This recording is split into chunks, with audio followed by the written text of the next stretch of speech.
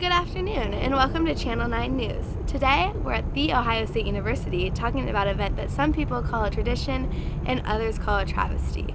This event is none other than the infamous Mirror Lake Jump.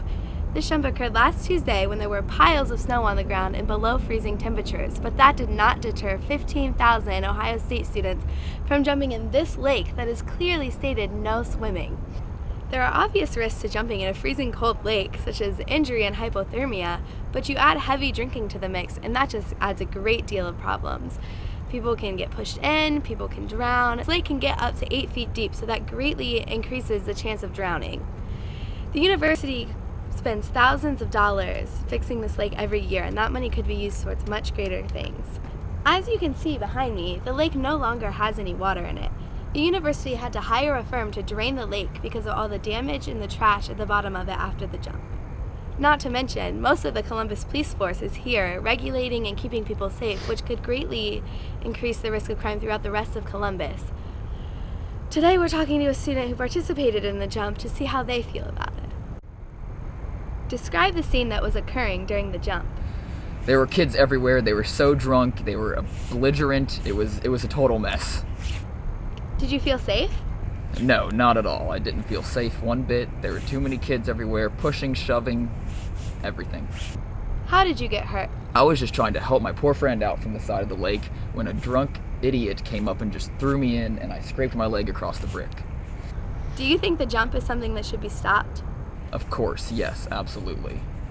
There you have it, folks, straight from the mouth of a student. This jump is not a tradition and not something that people enjoy. Thank you and have a great rest of your day.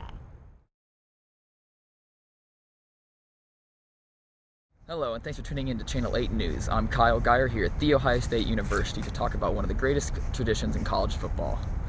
This tradition ranks high among students, along with singing Carmen, Ohio at Ohio State football games and ringing the victory bell after an Ohio State victory.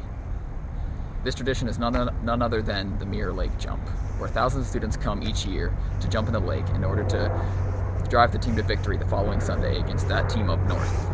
This year was different, however. The university required anyone that was going to jump to have a wristband that could only be obtained with a valid Buck ID. By having this rule, it kept all friends, family, and alumni from being able to jump. Without these people, some students were unable to have someone to keep their dry clothes or help them back home. So now let's talk to an Ohio State student herself about what she thinks about the Mirror Lake Jump this year. So tell me, how many times have you jumped?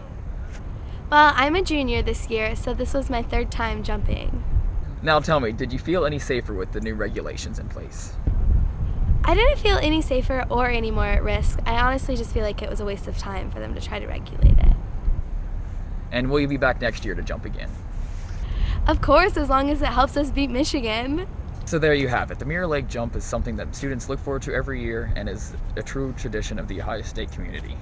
Thanks for watching Channel 8 News.